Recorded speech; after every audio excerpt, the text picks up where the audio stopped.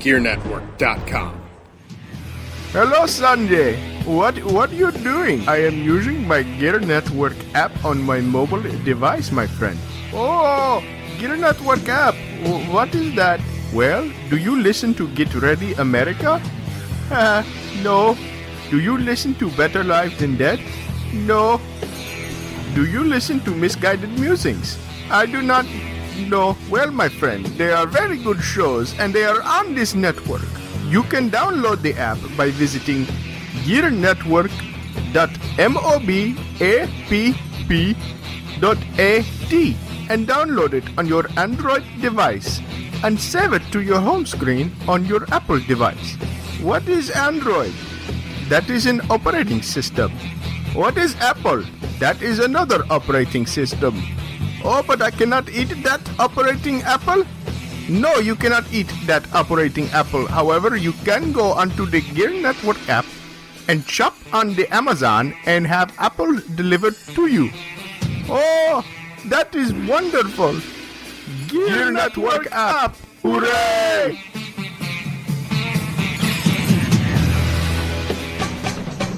This is a GERE Network production.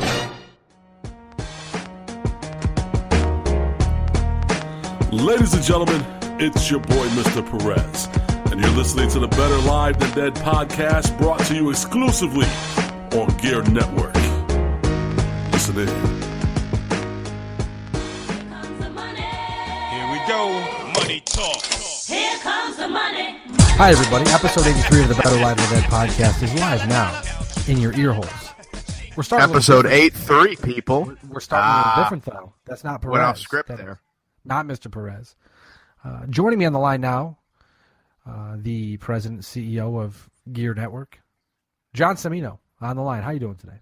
Oh, hello. How's it going, everybody out there in BLTD Sports Land? What is up? We decided to throw a curveball, shake it up a little. Perez will be joining me in just a little bit. We'll have the same entrance without the music. Maybe we'll have music. Maybe we'll just do two entrances. Who knows? But we wanted to do something different because there was a very big announcement recently over at GereNetwork.com and all over the social media platforms that that GERE Network populates. Yes.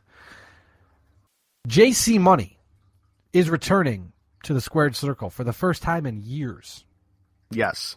Tell us more about that. Yes, he is. He is. First time in 4 years. It's fun. Let me start off. I'll just ask you a question because I want to know why now, and why. Well, I think it boiled down to a number. It was a number of things. First of all, I've been out of action for 4 years. However, I haven't been away from the scene, if that makes any sense. From a background or from behind the scenes, I would frequently take a look at the matches of some of the younger kids, Eric, for example, the rise of the IndyCar mafia, like that type of stuff. I was always kind of hip to what was going on. And there have been times, and I've been very vocal about it, the state of the independent wrestling scene, particularly in this area, the Western New York area, being just absolute dog crap. And, I've thought about it, thought long and hard, and when the opportunity came with Tripp, who I'm going to be wrestling WrestleFest 14 in July, he's going to be stepping away from wrestling indefinitely, and he wanted to kind of conclude our series of matches because as far as rivalries go in the story of the wrestler JC Money, Tripp was the one who legitimately gave me a grade 3 concussion back in 2006. And ultimately that changed a lot of things for me personally and professionally. We wrestled again in 2010, I want to say, after Next Era closed. And I wasn't really a big fan of that match. And he and I toyed around with it over the course of the 4 years. We have to do the rubber match. Then he goes ahead and announces that he's going to be hanging it up. And then he sends me a message. Actually, he calls me and says, "Look, man, we got X amount of time to do the rubber match. Are you down?" and we came to terms, and it's been years in the making as far as that goes. From a personal perspective, I think coming back for the one-off and going out the right way, as opposed to going out clinching my arm to an injury, is important to me. And I think it teaches a lesson about giving back, I think, to the younger people who seem to think that wrestling owes them something. You know what I mean? Absolutely.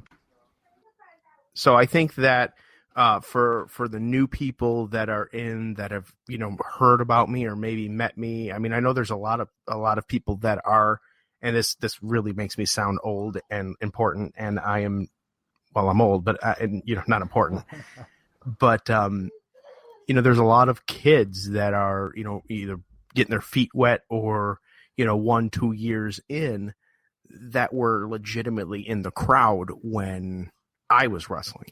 And I've taken pictures with them. They bought my shirts. There's a wrestler by the name of Robbie Vegas, who has told me repeatedly that he bought a JC Money shirt. He was in the crowd. And then when I told him that there was a good possibility I would be working in July, he was, he was like, "Oh my God, I can't wait to see you." And it's, it's kind of weird to think about it like that. But, I think it would be good for me to get back in there, like I said, for my own personal self, I guess, to leave on a different note than I did before.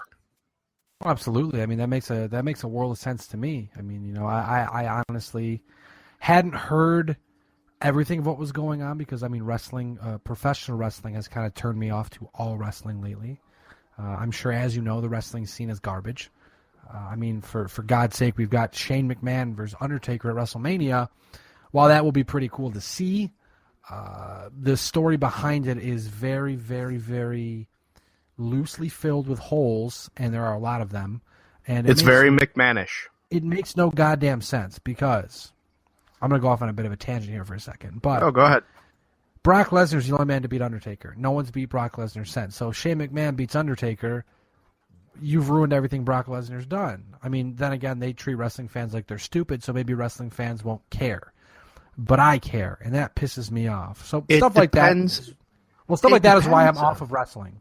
Okay. I see that point, and I say that it depends on what they're trying to accomplish. Now, well, if they come with like Finn Balor, and that's where Finn Balor makes his debut, and then you end up having Undertaker Finn Balor at like SummerSlam or something.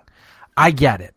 Cool. So you've effectively taken Undertaker off WrestleMania without him walking away and looking weak and retiring. You want to have him be retired, but like it's very, very a very fine. Like wrestling lately has been walking a very fine line between being utterly stupid and absolutely brilliant. And most of the time, I feel like it's just complete stupidity what we're seeing on TV because a lot of the time they treat you like you're dumb, don't know what you're watching. Your brain is on like a 30-day loop. Don't forget the fact that this guy was hooked up with that guy for 6 months. Now we're gonna push him in another direction that makes no sense. And I'm just like, that's not my thing anymore. I got better things I could waste my time on. Well, yeah, and I mean I can explain the story as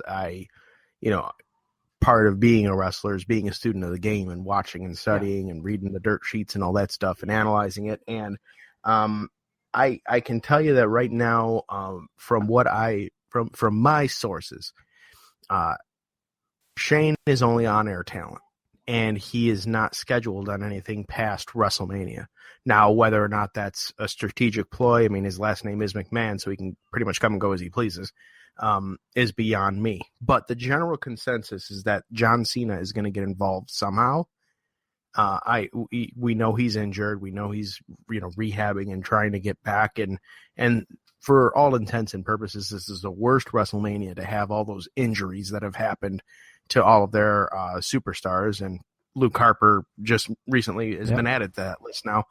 And it's tough because you're trying to fill Jerryland with 100,000 people, and it's going to be difficult too. I think the brand will sell itself. But anyways, I'm going off on a tangent there about wrestling, but the general idea is that John Cena is going to be involved somehow setting up next year's WrestleMania, Undertaker versus Cena.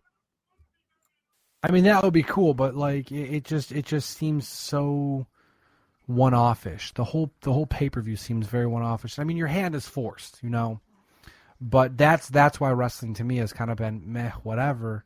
So, I saw the announcement. I was very excited because, again, I grew up watching you wrestle on TV. Like I went to the shows with Eric, and we would watch you wrestle in person. Yes, thanks for making me feel even older now. See you wrestle on, I think it was Channel 18. Yep, big TV. It was, I don't remember exactly what it was. New Millennium. So yeah, it's yes. I've New I've Millennium been around, Wrestling. I've watched you for a while, so I always get excited when you hint to me, maybe this year's the year, maybe this year's the year. I'm getting the itch, and then finally you took the dive. So I'm excited. I'm excited to see what happens. I mean, we know wrestling, we know all about wrestling, all that crap. It's everything is figured out, but I want to see the story. I want to see how you guys put it together. I want to see what story you guys tell. And that's interesting. And that's an important thing that you just said there that I really want to relay to everybody. This is entertainment, and I don't care. I don't care who wins or loses. Like, right. You both could go out and jerk off each other in the ring, but as long as you tell a good story, I mean, as long as you tell a good story, I'm there. We won't be doing that. Don't worry. But now that I said it on air, I don't want anybody to get the wrong idea. But if the payoff is right, I'm sure you'll do the job, kid. Hey, listen. That's the magician never reveals his secrets. But BLTD After Dark. I want to make one thing clear, and I know that with the mention of my wrestling persona, and I'm sure in the episode description, it's going to reference at least something talking about the wrestling thing. So I expect that a lot of the local wrestlers to OSPW and to Rochester, for that matter, are going to listen to this podcast, and I want everybody to understand that the stance that I'm taking with this is that there is a story to be told here. There's a story being told with the characters JC Money and Trip. And I'm not going to let the cat out of the bag as to what the actual story is. That's going to kind of develop in the weeks to come, leading to WrestleFest 14. But the thing about it is we hear so often so many people, quote unquote, living their characters and getting mad whether or not they win or lose, or they look strong, or I mean, Ryan, you hear about it all the time. Your brother is a wrestler, so I want everybody to understand that this is a story. This is entertainment. This is two friends having fun, one last time. And wrestlers' definitions of fun is beating the crap out of each other in a ring. That's just the way it is. But there's a story to be told, and I ask all of you wrestlers and all of you fans to, not be smart markish and just allow yourselves to be fans, because that's really why everybody got into the business in the first place. You know what I mean? Absolutely. Absolutely. So just allow yourselves to enjoy, suspend the disbelief. We all know it's predetermined and all that stuff, but you know what? Pretend that it isn't and allow yourself to enjoy it. That's kind of what keeps me still involved in wrestling and liking wrestling, is because I allow myself to pretend that, suspend the disbelief. That's what brought me back to wrestling. Yeah, the story, there's the fantastic storytelling. But when it's bad, I don't care. Well, yeah, when it's bad, it's bad. But, I just... and there's a number of things that, a number of people have been like, oh, are you going to win? Are you going to win? Bottom line is, who cares? I mean, in the grand scheme of things, in the grand scheme of things, it probably matters. But what's not to say two wrestlers walk in the ring, two people walk out? You may never see the ring again. He may never see the ring again. So, in the grand scheme of things, yeah, it may matter to someone that you want or someone that you want. I look at it like this. It's a show. It's entertainment. And I'm in a different point in my life where maybe 10 years ago I might have been like, oh no, that's not good for my character, bro. Where now it's like, What do you need me to do? All right, how are we going to get there? And it's all about the art and the storytelling. Yep. So I really want everybody. Now, I'm not saying I'm not going to win, and I'm not saying I'm going to win.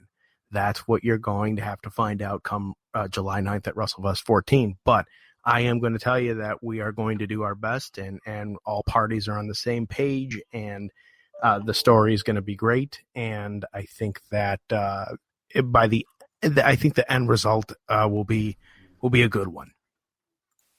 Now, the last question I have for you, I'll let you walk on this one. Less than 4 months until you step into the ring for the first time in almost 4 years, over 4 years, 4 years nonetheless. Well, step into the ring in a show capacity for the first time in 4 years. I've already been in the ring this year. You know what I mean. Don't try to smart mouth me over there, John. I know. Okay. I know. Okay, go ahead. First time in the ring in 4 years. Wrestling in the ring for 4 years. How do you prepare yourself? How do you get ready? What kind of shape are we going to see you in come July? Well, not round. That's going to be a priority there, is to make sure that I am not the round mound or rebound like Sir Chuck going into the ring. But I mean, as far as preparation, I honestly, I don't want to sound rude when I say that it's just another day at the office, but it's just another day at the office. You know what I mean? I know that my love for the art form and my experience in the art form is going to carry me through that. Am I going to have the butterflies? Sure. And thinking about it now, yeah, I do get excited because wrestling was my first love. But in the same, I go into it. It is a job. That's why it's called working. I'm certainly not doing it for free. I'm putting that out there right now. I would hope not. Oh no, absolutely not. Got to pay to play, boys. But hey, I will pay you some money if you want to stitch a gigantic BLTD logo on your ass. on my rear end, huh? Yes. I have kids nearby, so I cannot partake in that language. That's fine. That is okay. But in all seriousness, I'm just I'm gonna get with a friend of mine, and you all, well, I think Mark House. I'm gonna get with Mark House, especially in the weeks leading up to it, and ramping up a little bit more, and just get myself back in shape cardio wise. And I could tell you, having been in the ring this year, to me, it felt like riding a bike. Mark showed me a few things already, gave me some different perspectives on things that I'd never thought of or had not been trained on before. And I'm allowing myself, some people might be like, well, I've been in the ring, for X amount of years. There's nothing that nobody can tell me. And that's a stupid way to think. I have allowed myself to be very, very open-minded and understand that, people like Mark House try to help other people. And, I've wrestled actively for 13 years. He gave me two or three different things to think about that I'm like, wow, mind blown. Now I'm looking for it in every match that I'm watching, on WWE and actually seeing what he's saying, and it's retained in my head, and it's fun, So as far as the preparation goes, I'm going to be ready come July 9th. It'll be another day at the office. It's going to be fun. There'll probably be some Iron Sheik compressions, the usual stuff. And then after that match is over, whether or not I'm in the ring again is beyond me. I don't need it, and I don't want to be the guy that takes up a spot for somebody that really, really, really wants it when, quite frankly, I don't. I don't want to be the every show weekend warrior. I don't want to be the, every 4 weeks or every 2 weeks or whatever going on. I can't. My lifestyle is not like that anymore, and I've just outgrown that. But the one-offs here and there, absolutely. You heard it here first, ladies and gentlemen. JC Money is back. Also, John Cimino never left the building. He's still here. You can follow I'm still him. here. You can follow him at the JC Money on Twitter for latest updates on the July 14th matchup at OSPW in Buffalo, New York at WrestleFest 14. As for now, I'm going to throw it to myself, and I'm going to start off BLTD 83. Let's get it going. That's the stupidest shit I've ever heard. You're listening to Better Live Than Dead on the GERE Radio Network. Now, here's Perez and Ryan. And just like I said, everybody, we're back. Kind of a commercial, but we're back here. BLTD 83, except now this time, joining me on the line, the man, the myth, the legend, Mr. Perez. What's up, people? Episode 83. We finally get together to talk some sports. We're not going to talk a lot of sports today, but we're going to talk some big topics in sports because in a few sports, big things have happened over the past week, and a lot of it pisses me off. That's why we have a podcast. We talk about things that make us happy, mad, sad, glad, whatever it may be. We talk about it. I am Ryan Wolf. That's right. Obviously, as you know, I was just on the podcast a few minutes ago with JC Money, John Cimino, the CEO and president of GERE Radio Network, talking about his wrestling return. And, Lewis, you actually are going to be there with him. So before we get started, I want to ask you, how surreal was it for you when you got the call or when you had the discussion with John to come back and manage him after it's been 4 years? Man, it was pretty cool. I was looking forward to, there's always been talk of him possibly coming back and doing maybe another match or two. And as you know, I've been Underworld Cartel for damn near 12 years. I basically started the Underworld Cartel. And JC rode with me for a number of years, and it's going to be really fun to come out to the ring with him, and it's going to be strange because it's not going to be Cartel. It's going to be me and Jay, and I'm looking forward to it. It's going to be fun. Whenever me and him get together, mayhem ensues. So yeah, Trouble usually following you guys. Oh yeah, this should be a good time. Now I see. I feel like it's less of JC Money and more of John Cimino, as you'll hear when you listen to the earlier part of the podcast, or as you've already heard by now. I feel it's less of JC and more of John Cimino. So it's something where, excuse me, again, like I said before, tell a good story. That's what I want to see, and I'm excited. I mean, yeah, it's going to be fun. I look forward to it too because it'll kind of, like I told John, it'll take me back to the days where I watched him on the CW or My TV, and he was wrestling with New Millennium Wrestling back when I was like 10 or 12 years old. That's a blast from the past right there. No doubt, bro. That's going back. I want to talk about football. Starting off, the National Football League. Some, for lack of a better term, some really disgusting stuff came across the wire this week. As you remember, Lewis, the St. Louis Rams drafted Michael Sam, a pinnacle moment for the National Football League, as an NFL franchise drafted an openly gay football player for the first time ever. But as time has gone on, didn't work out so well, and things seemed kind of fishy. Well, the lake. Just so you know, you may want to just keep talking for the next couple of minutes. I'll respond because I'm listening, but it's about to get loud because I'm rolling through a car wash and I'm about to hit the air dryers. Oh God! Well, mute your phone for a second so we don't get that gigantic blowing noise. All right. Thank you. So, the NFL reportedly pleaded with the Rams. Because obviously, just to take a step back, this season the LA Rams will be on Hard Knocks. They'll be the featured team, which makes sense. The move to LA, the bright lights, big city effect will certainly create for some good television programming on HBO. But apparently, no Hard Knocks last season if the Rams agreed to draft Michael Sam and make the NFL look good. Like the NFL reportedly begged the team to do it, and they were one of the last picks of the draft.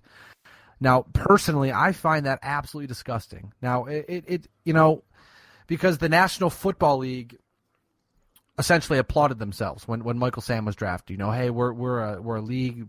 We have tolerance. You know, we are more than open to having openly gay football players in our league. When really the NFL wanted the Rams to draft him for a good PR move to make the NFL look good. Because Lewis, you and I both know the NFL is nothing if not for horrible PR. So it's something where I'm not surprised the National Football League did this, but like I feel.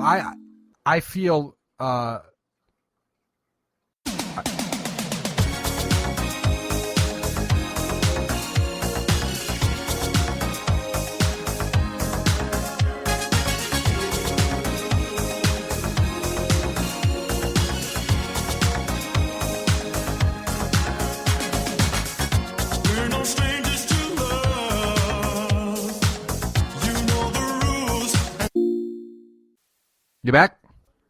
Yeah, man. I was turning the steering wheel to pull into the drying lane, and I accidentally hit the end. That's okay. Well, I stopped saying what I was saying, so I'll just get back to where I was. I'm not surprised that the NFL did this because, I mean, as you know, Lewis, I haven't watched football in forever. It's been a while, and I don't plan on watching football next season. But it's something where it doesn't surprise me the National Football League would do this, but it's something where just when you think the league can't stoop any lower, they do something even dumber. Now, is it?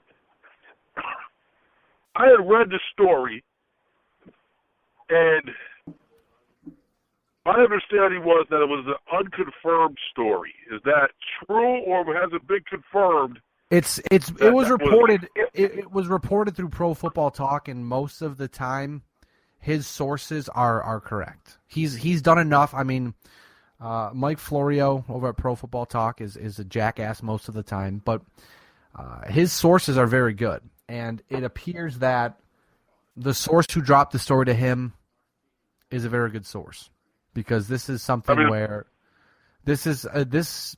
I mean, everybody's denied it naturally, but it makes sense. Right. It makes sense. It sounds like something the National Football League would do. I mean, if that's the case, then yeah. I mean, that's disgusting and wrong. You know, you don't draft a guy because of his sexual preferences and to give yourself a nice little kudos. You should draft a guy based on his skill. And quite frankly, I mean, we've had this conversation before. He was cut by the Rams, even though he was having a tremendous preseason. And his stats for his particular position were actually higher than a lot of stats of the people who not only replaced him, but on other teams. So, quite frankly, if you look at the entire situation as a whole, it seems very obvious that, yes, they drafted him because he was gay, and they wanted to say, hey, look, we're cool with the gay people, but then they also cut him because he was gay. Well, you have to remember too, this is the NFL apparently asking the Rams to do it so the NFL would look good in exchange for not giving the Rams hard knocks. Because nobody really wants hard knocks. Right.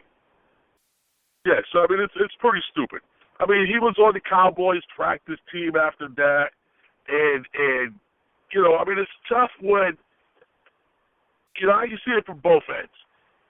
It's tough when you have a player who immediately has a media circus surrounding him no matter where he goes. So I can see how that was probably a little bit of a detractor. But at the same time, he was not a stellar football player by any means, but he was a serviceable football player who did a very good job in his position for being a little underweight for that position. So, and you know what? It's one of those.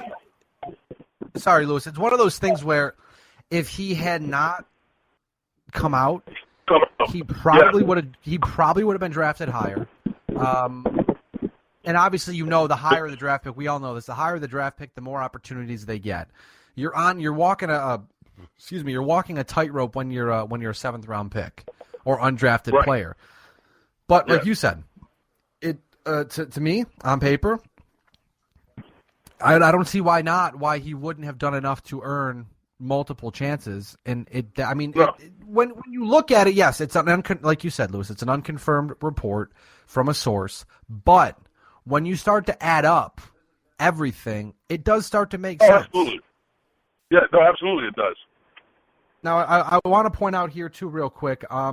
Speaking of the Rams, they will likely play a regular season game in China in 2018, so I guess that'll be fun.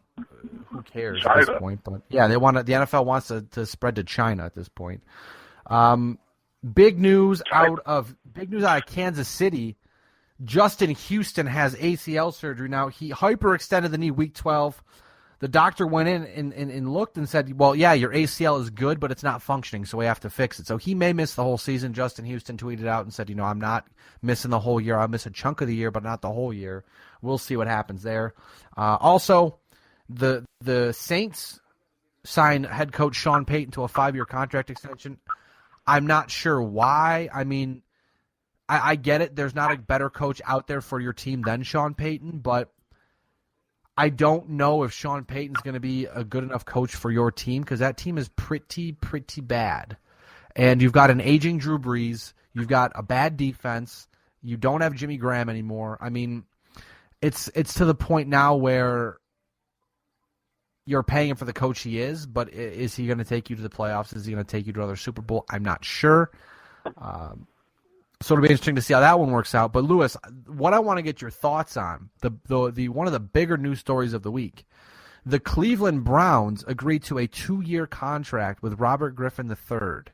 Now, he hasn't been guaranteed the starting position, and the Rams most certainly and may do it, may draft a quarterback with their first round draft pick.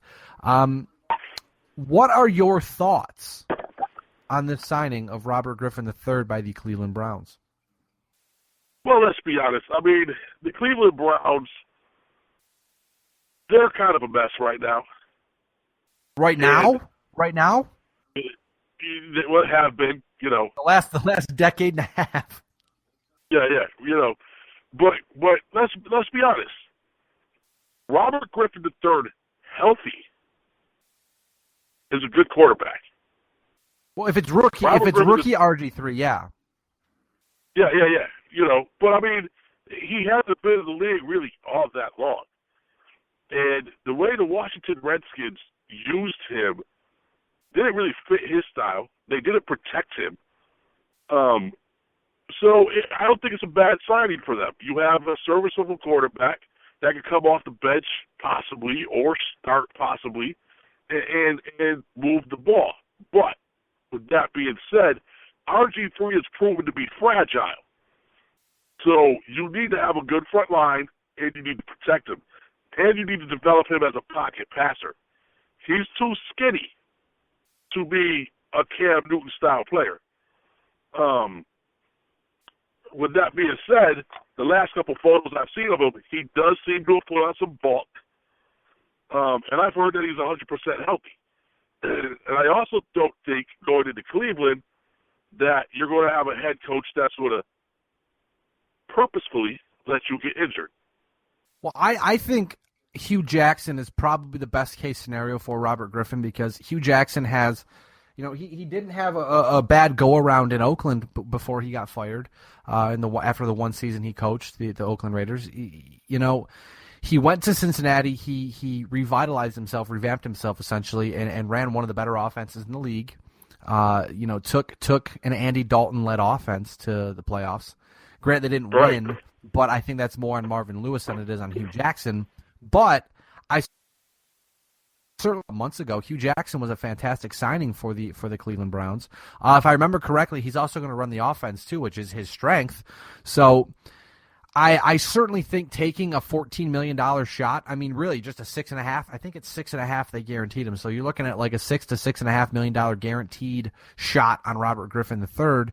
If it doesn't pan out, it's $6.5 million. You lose whatever, guaranteed that you lose. But bring him into camp, install an offense that he can run perfectly or run that works to his strengths, and and see what he can do. I mean, if Josh Gordon comes back, you've already got a couple good wide receivers. Add Josh Gordon to the mix. You've got, I mean, the line is not as good as it was because you lost. I can't remember his name. I just blanked on it. But the offensive lineman who was one of your best ones and then went to the Falcons. Let me take a look here because I totally forgot.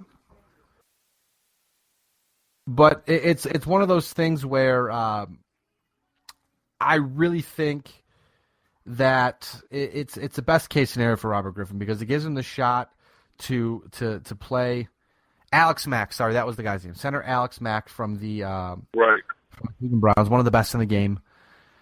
That's going to hurt. But like I said, I think Robert Griffin, best case scenario, was a team like Cleveland, a team that was quarterback hungry, that has a potential to be something if you can work with it. Yes, I know he blew his knee out, but when he came back, he wasn't great.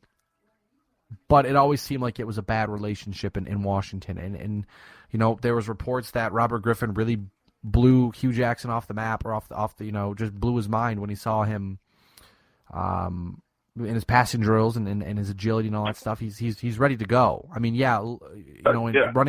running around in shorts and throwing the ball in shorts is different than pads with grown men coming to destroy you and ruin you.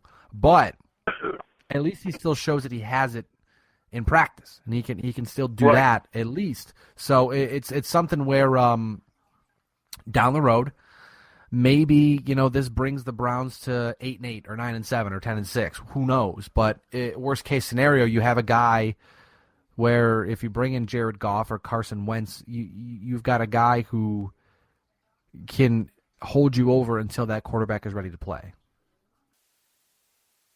No, I agree completely with you. And this, it'll be interesting to see what happens. And he's still young enough to where you can develop him. And so I'm hoping that this will be a second chance for him and a successful second chance.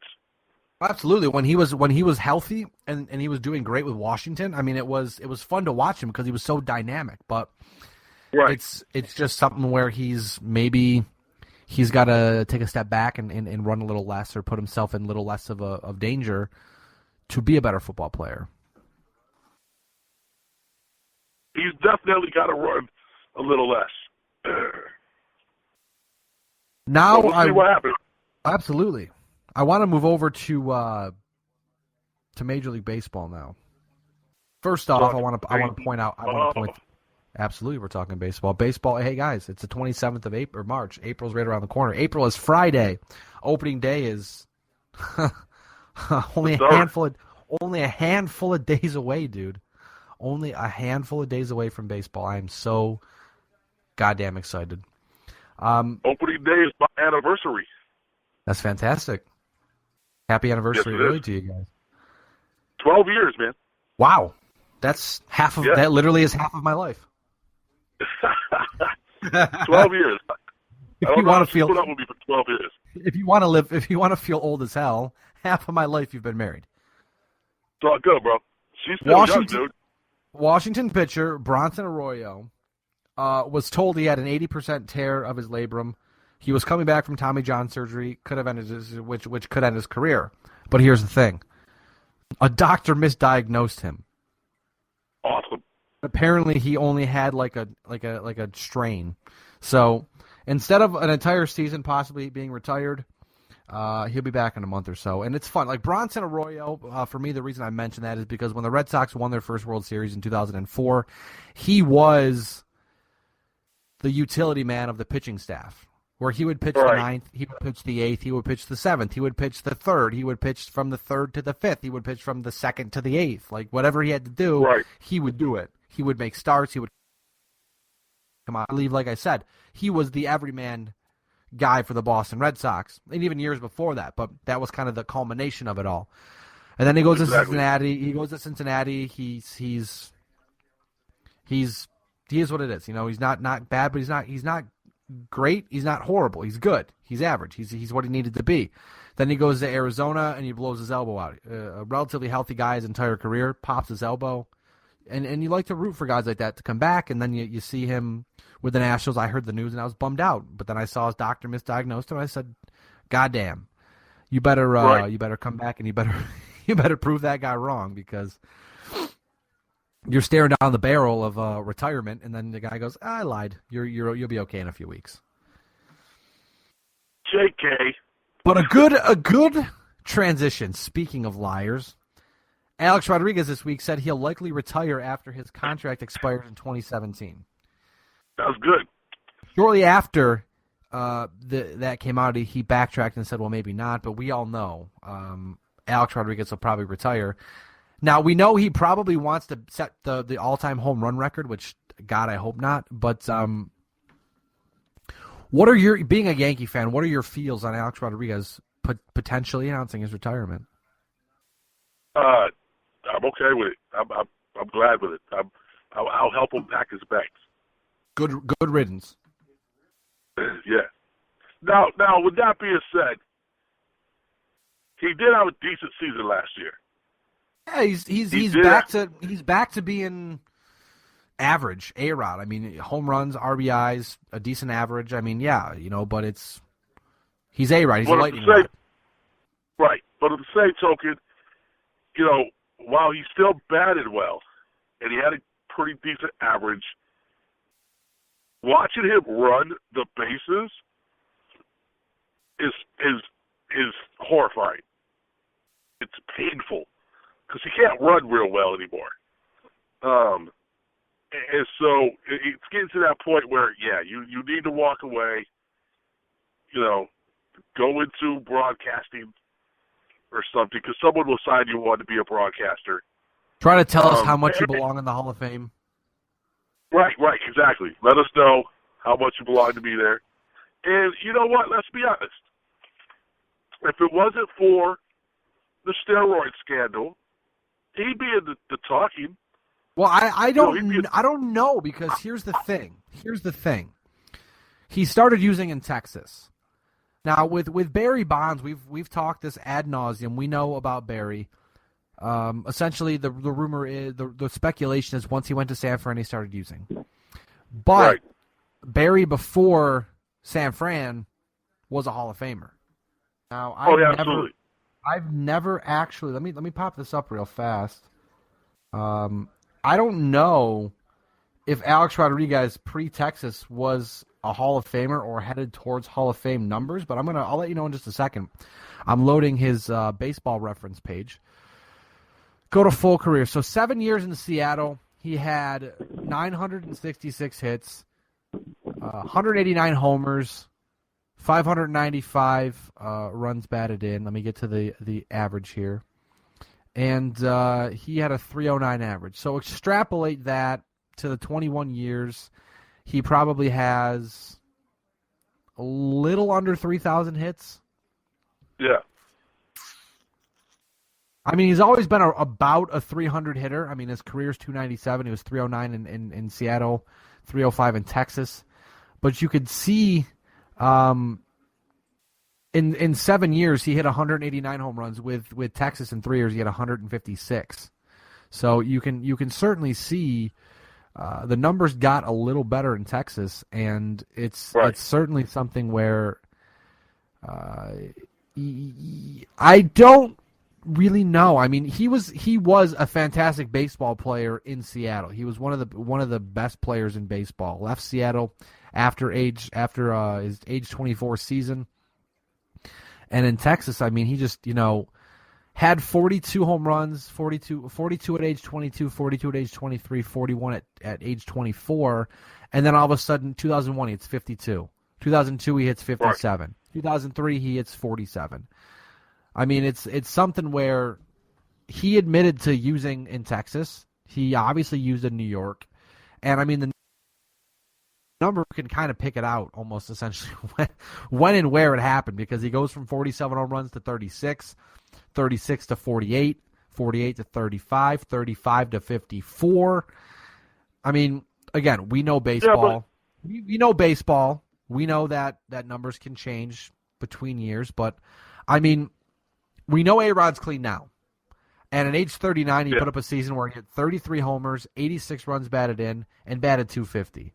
For being 39 years old, and his body's probably a lot older than that, As you said, he runs like hell. It's hard to watch, and we know his body's beaten down from all the performances enhancing substances he's used, because that's what it does. So it's something where, I mean, I would like to think Alex Rodriguez wouldn't be considered one of the greatest if he never used, because obviously the substances can help make your career better. They make you stronger. They make you faster, all that stuff. But I feel like Alex Rodriguez's quick breakdown of his body is not that he's getting older, but because of all the stuff he's used, it's made his tendons weaker, and it's made his joints worse and everything like that, and just decreased the overall performance of his body. Oh, I absolutely agree. And I feel that while the numbers went up, and he obviously was using at that time, it obviously made him stronger, it does not improve your hand-eye coordination. So he was maturing while he was getting stronger. If he had not been using, I feel that still probably would have happened. Maybe not to the extent that you can see, but I think it would have.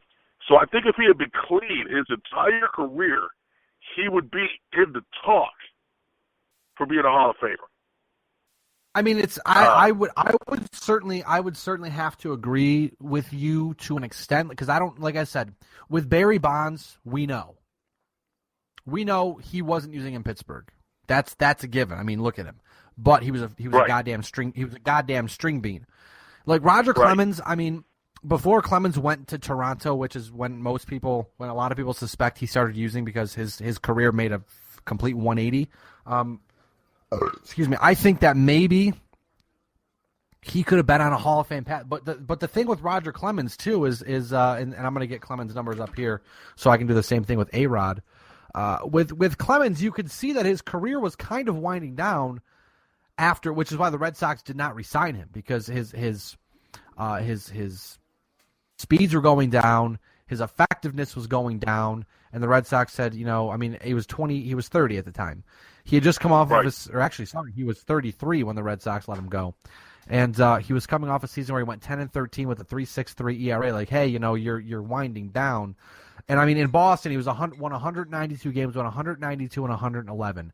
And then he goes on after that to play, 6, 7, 8, 9, 11 more years, and somehow manages to win another, trying to do math here real quick in my head, 160 or 170 more games in 9 years. Right. Like we know what went on there. I mean, he left Boston, stayed in the American League. He goes from having a season where he was 10-13 with a 3.63 ERA to having back-to-back seasons of 20 wins, and 1 year at a 2.05, next year at a 2.65. Right. And what team was he with? Toronto. So he was in the East still. Right. While the game changes, I'm skeptical, because the game changes. Yes, every season's different. But when you go from being average to mediocre to being the greatest pitcher in the game, like hindsight being 20/20, knowing that he was on something, you can go same with A-Rod, same with Barry Bonds. You can look back and go, I mean, with Clemens and with Bonds, there's suspicion. There's never been confirmed foul drug test or anything like that, so we have to talk just suspiciously or off of what we know. But looking back, I mean, with A-Rod, you can look at the numbers and you can go, okay, he said he used this season. That makes sense. Right. Because there's more pop to the ball. While that, like with Barry Bonds, the one thing I always say, and like you said with A-Rod, you can't fake hand-eye coordination. Barry Bonds is a gifted athlete. Barry Bonds has always been able to put the bat on the ball at a very good clip. It's just sometimes he may have had a little bit extra in the oomph department, a little bit extra muscle in the fact of using. It's not so much extra power, because yes, it does give you extra strength, which gives you extra power. But the thing about it is it allows you to heal faster. That's why people take the stuff they take. So while you're playing 162 games and your body's breaking down, you're taking something that helps you recover quicker. So you're still playing at a pace of a maybe 25-year-old when you're 39 or 40. So that's what we're talking about here, where you're able to recover faster, so you don't suck as hard as your career goes on. And the case with Barry Bonds, like you said, he was a string bean. He was thin, and he went to be jacked. And his head grew gigantic, man. I was going to say, and his head grew. Well, your head doesn't grow unless you're taking something. Now, I'm going to go. I'm just going to just for argument's sake, just because we've been talking a ton here. I mean, Barry Bonds played from 21 to 27 in Pittsburgh. And in those 7 years in Pittsburgh, he put up 984 hits, a 275 average, 176 homers, and 556 RBI. So at that point in time, he was on a pace for a Hall of Famer. So I guess we could say the same for A-Rod because they had about the same numbers. So, yeah, right. I will agree. When A-Rod left Seattle, he was on pace to be a Hall of Famer. There's no doubt about it. But when his body started to break down around age 32 because of the steroid use in Texas, that's when he started to use again. Because he said it himself. My body started to break down. I didn't know what to do, so I did what I know. I used to feel better, to be healthier, to be a long-term a better baseball player. And it's one of those things where, like, I mean, you look at Barry Bonds' numbers. And if you just multiply Pittsburgh's numbers, because he played in San Francisco for 15 years, so if you multiply, I mean, if you double Pittsburgh's numbers, it's roughly the same. He's on the same path. Right. Just I mean, in 7 years in Pittsburgh, he had 984 hits. In 15 years in San Francisco, he had 1,951 hits. And now this is where it jumps out at you. In 7 years with Pittsburgh, Barry Bonds had 176 home runs. Excuse me. In 15 years with the Giants, he had 586 home runs. Right. That stands out to me more than anything. I mean, yes, players mature and they hit the prime of their career in their mid to late 20s, maybe early 30s, depending how blessed I guess you are. The best way to put it, with good genes and the ability to stay healthy, but. I mean, it's something where, in a league with no designated hitter, where Barry Bonds played left field for 1,976 games with the Giants. I mean, there was only one season in 2005 where he didn't play more than, I want to say, 102 games. Right. In 99, he played 102 games. In 2005, he played 14 games. But it's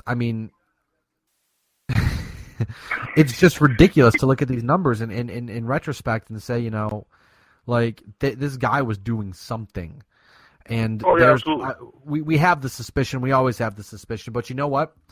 This is where I rest my case, and we can move on after this. But this is where I rest my case. Barry Bonds is one of the greatest hitters we'll ever see, steroids or not, suspicion or not, because he's the hitting coach for the Miami Marlins. We talked about this a couple weeks ago. The best home run hitter we know of today, Giancarlo Stanton, and the rest of the Marlins, but Giancarlo Stanton just alone lost in a home run derby to Barry Bonds, who's the hitting coach of the Marlins, if I didn't mention that. And that has to tell you something, because even a small Barry Bonds can still put it out of the park. You cannot fake hand-eye coordination. Right. No, I agree. I don't like Barry Bonds, and I never have. But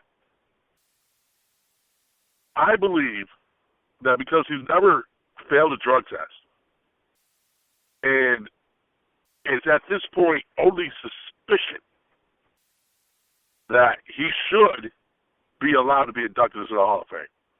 I think at some point in time, because the lack of actual facts, because Barry Bonds was charged with perjury, and then the government cleared his name. But Roger Clemens, Roger Clemens had Brian McNamee against him, and they said that was all bogus. Or they said there was not enough evidence to prove it was real.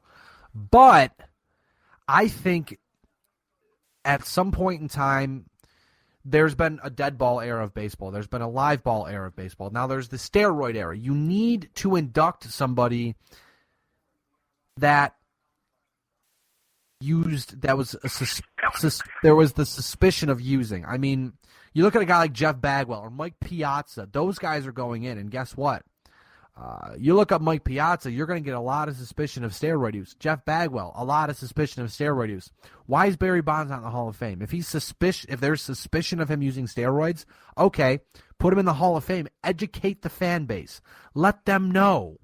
Say, yeah, Barry Bonds, one of the greatest power hitters, the greatest power hitter we've ever seen, one of the greatest hitters we've ever seen, suspected of steroid use. There's no doubt about it. I mean, it's like the NFL today.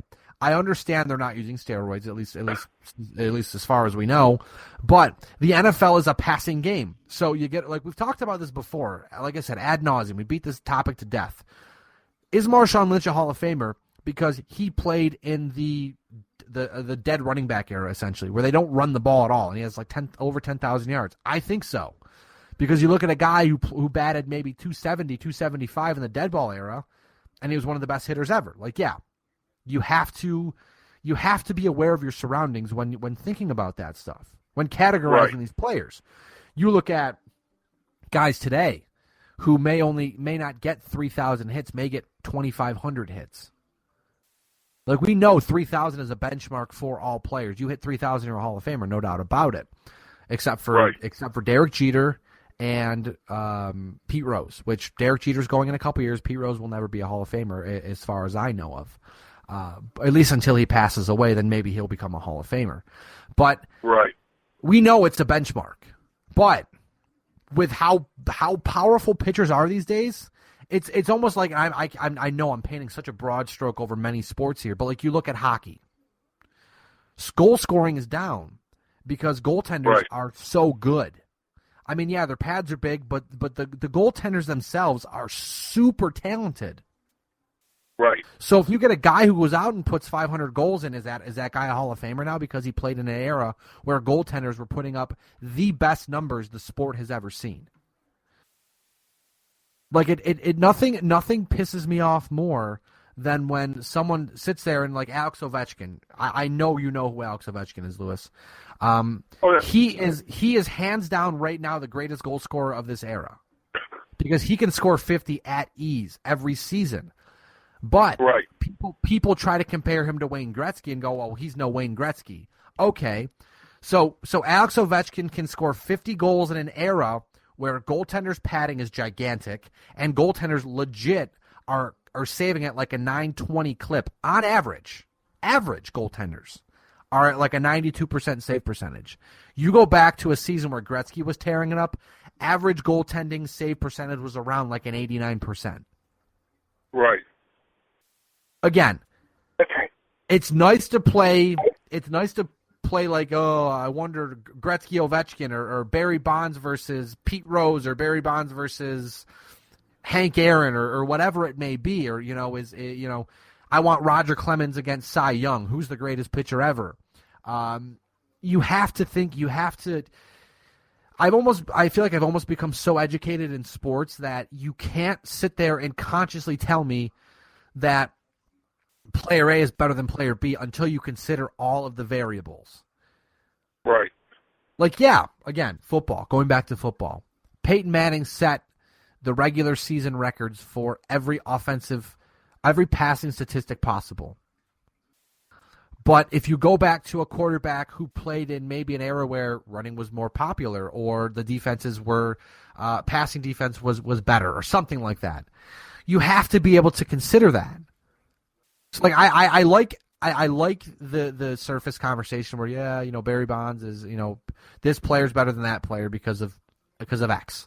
Okay, but I want to have a legit conversation, and that's why I like talking with you about this stuff, Lewis, is because we can break it down and go, Barry Bonds was greatest power hitter of all time, but we know he played in a steroid era where he was likely using, others were likely using, and that's what made them so powerful. Like, we get that. We can't compare, Barry Bonds was using amphetamines to stay locked in at the plate and all that stuff. We can't.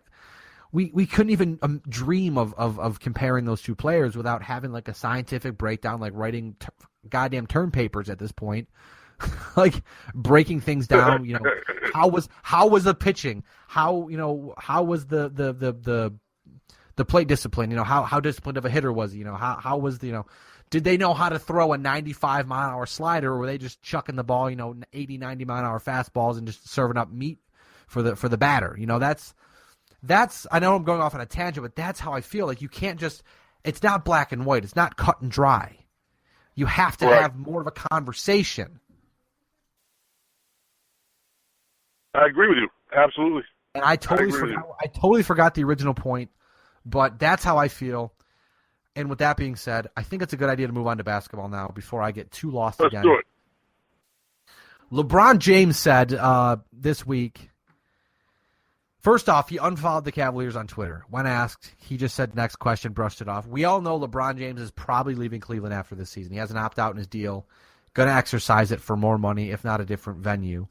But here's what he said to Howard Beck of Bleacher Report this week. Quote, "I really hope that before our career is over, we can all play together. At least maybe one or two seasons, me, Carmelo Anthony, Dwayne Wade, and Chris Paul can get a year in. I would actually take a pay cut to do that. It would be pretty cool." That's what I said, Chris Paul. You said Chris Paul. I thought you said Chris Bosh. My bad. No, Chris Paul. Chris Bosh, the Boschosaurus Rex, I did not mention him. It would be pretty cool. I've definitely had thoughts about it. You look here, and you don't know where it would happen. I mean, Dwayne Wade said he would stay in Miami. Melo has not been too sure about staying in New York. Chris Paul's a free agent after 2017. LeBron can be a free agent after this year. I certainly think LeBron is out of Cleveland after this year. I don't know where that would where that would happen. But I mean, Carmelo has said he would take a pay cut to play with LeBron just a few days ago.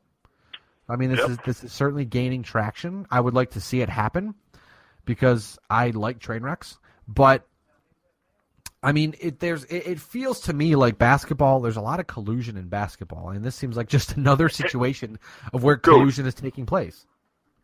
And collusion is against the rules. Yeah, absolutely. So when he ended up in Miami, it was a well-known fact that him, Dwayne Wade, and Chris Bosh were hanging out during the offseason. And they were pitching themselves a big three, yeah. Right, so collusion. Now, here's what I can see happening. I can see them ending all up in New York. I can see Phil Jackson stepping down as general manager to coach, or be a general manager and coach. And then, Phil would have coached 3 of the greatest players ever. Well, 4, actually, if you want to throw Shaq in there. But, absolutely. So I can absolutely see it. I can see that show happening at Madison Square Garden, because where else would you want that show to happen? That's very true. I didn't think about it like that. Yeah, absolutely.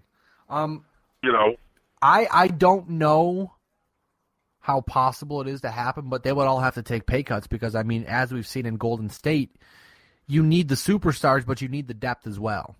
And paying all of those guys max money or a ton of money to play, it would be absurd. And I don't even think that team would win a championship because of how good the Spurs are, how good Golden State is. I mean, at this point, basketball is like hockey. The East is really weak, the West is really strong, and you almost have to build your team like a Western Conference team in both sports, like a Western Conference franchise, just to win. So it's yeah, but with the Spurs, for instance, all those guys are getting old.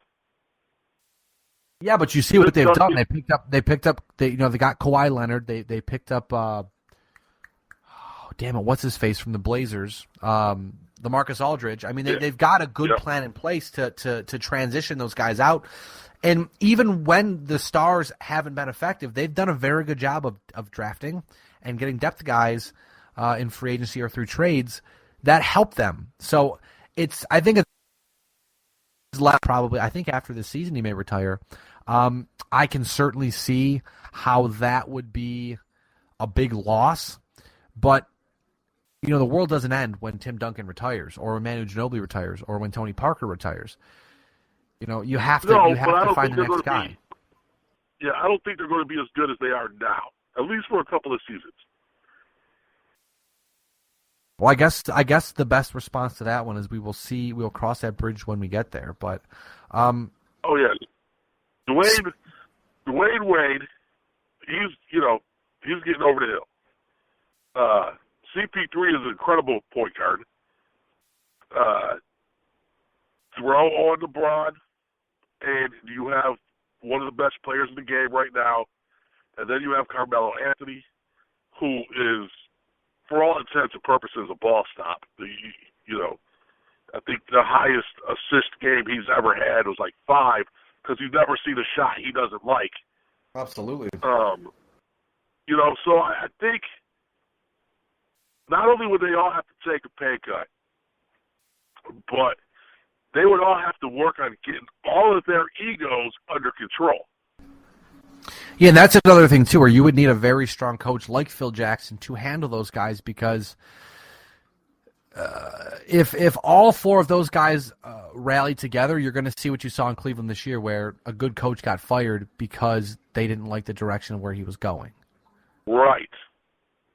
Exactly. So it's very, very, very murky how this will work out. But, if it happens... I'm not going to lie. Go ahead. I was just going to say, if it happens, it will be appointment television. Even if if they don't do good, it will be must-see TV. I'm not going to lie. I would love to see it happen, and then I would love to see them fail completely.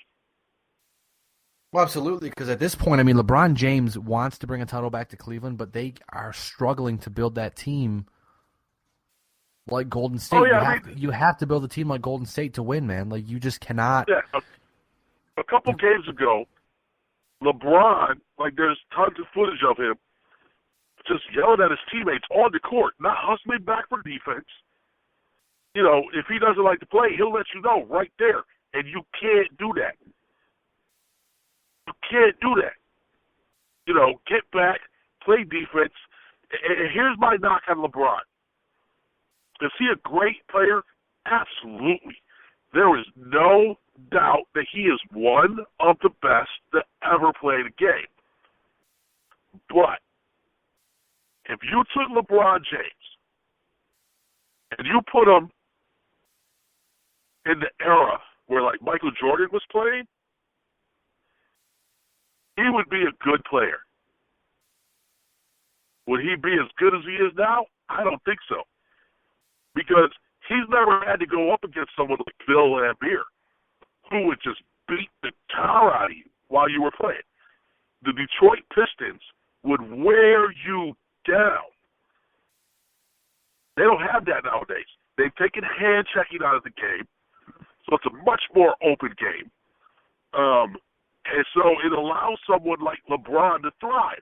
And as much as I like Steph Curry, he's an amazing shooter. He can hit the ball from anywhere. When Steph Curry shoots the ball, it's like the rim's 10 feet wide. Absolutely. But with that being said, you put him in the era of Michael Jordan and those guys with hand checking and some of the different rules, he's not going to be as effective as he is today. And I've heard people say, especially Steph, that he's sick of hearing people say that. But the fact of the matter is, as someone who's watched multiple eras of the NBA, it's a true statement.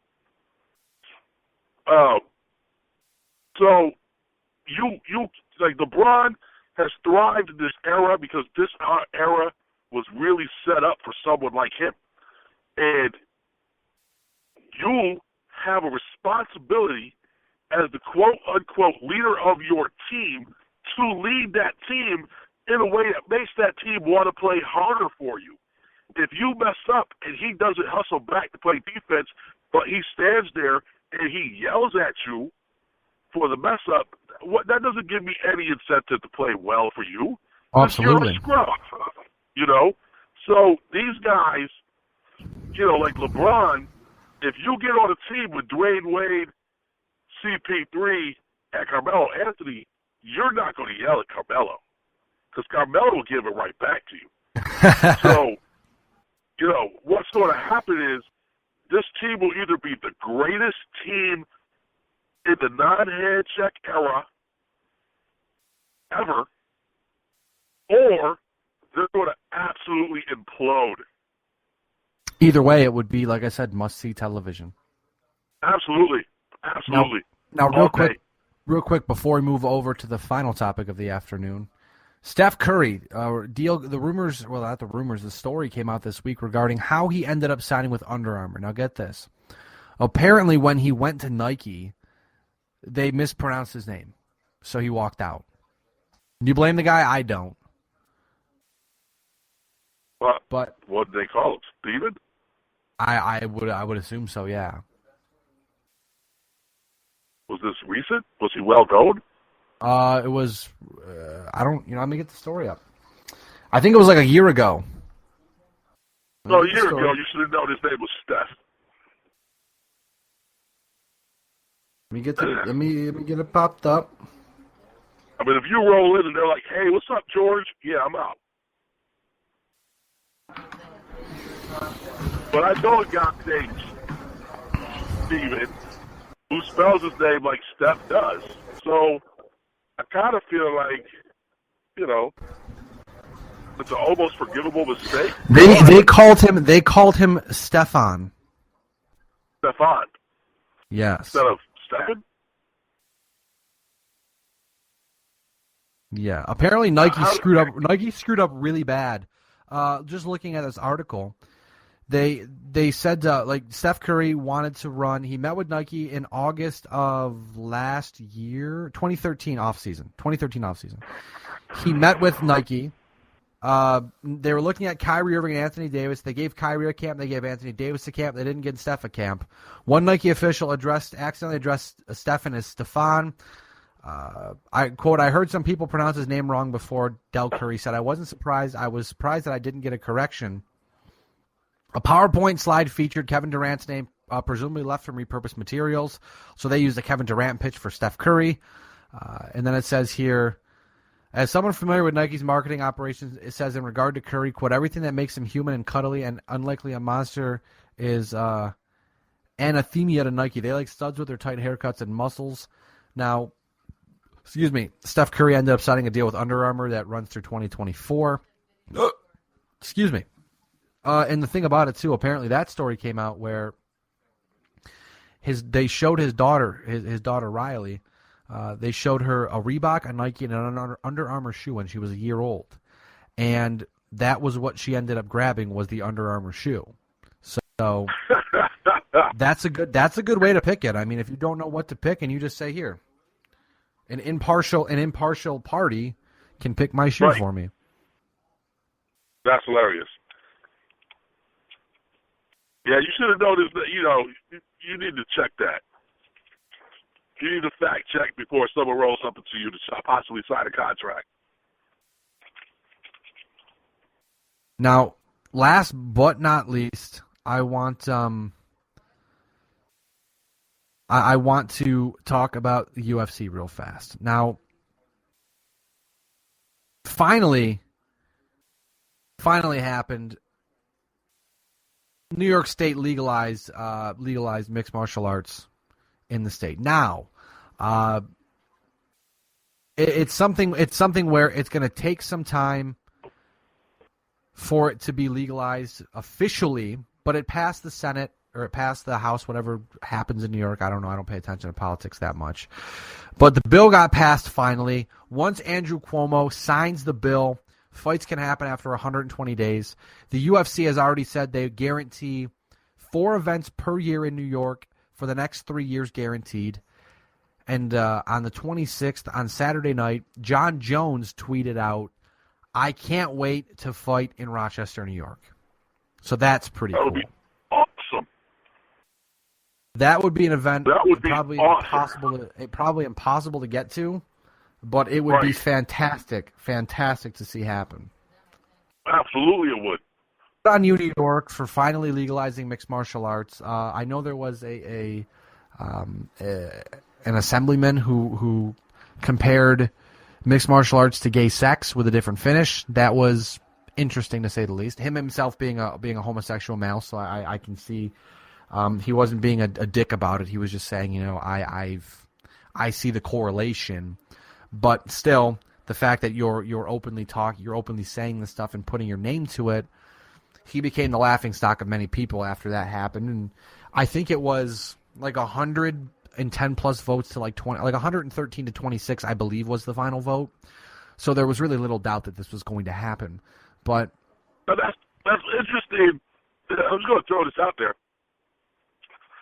That's interesting that guy said that about MMA when, you allow wrestling in New York State. Yeah, exactly.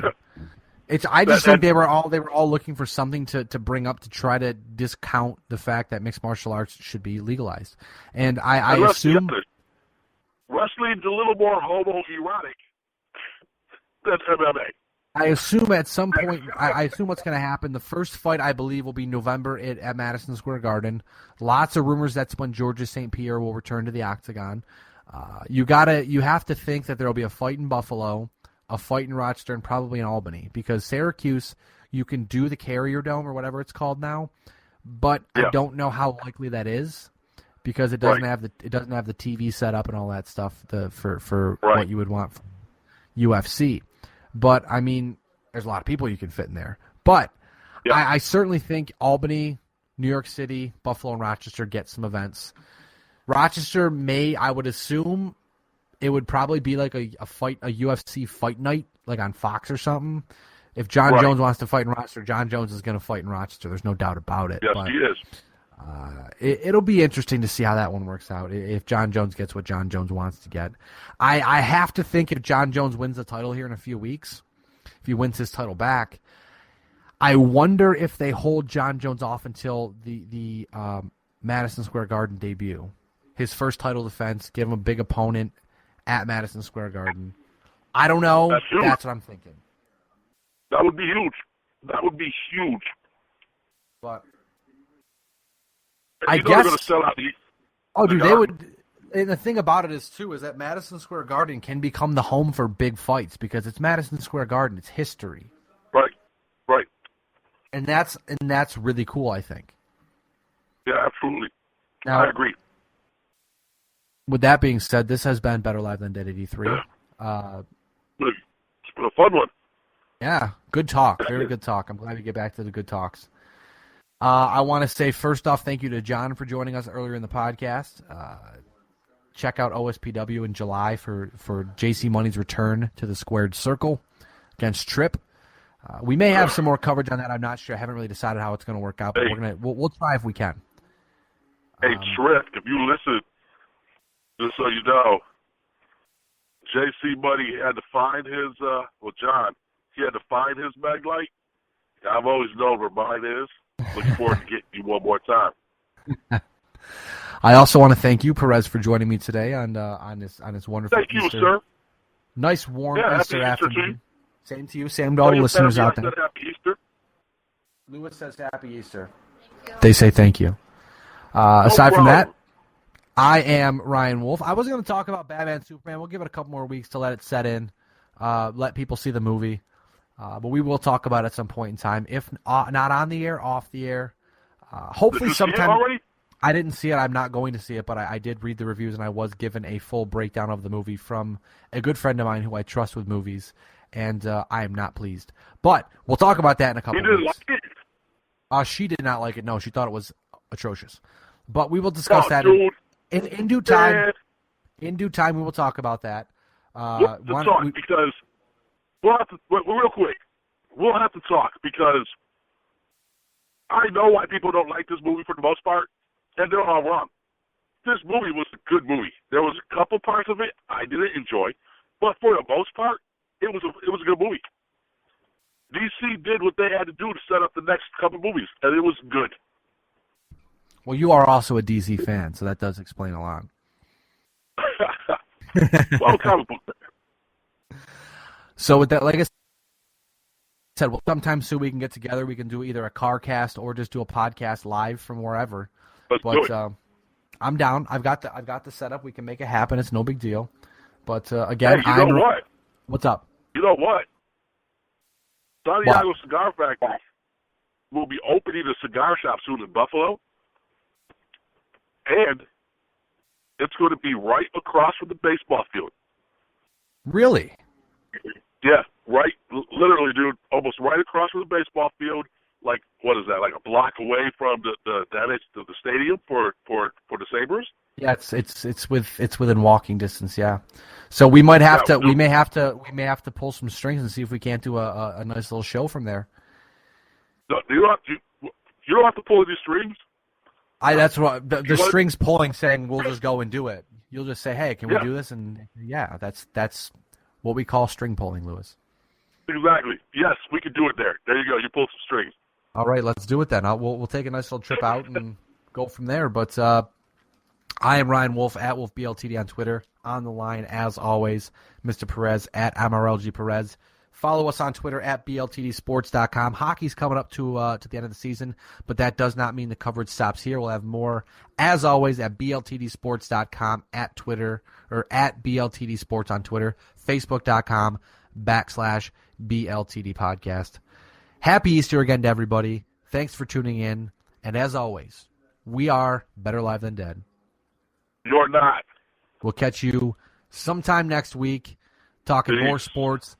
Thanks for tuning in, everybody. Have a good one. Bye.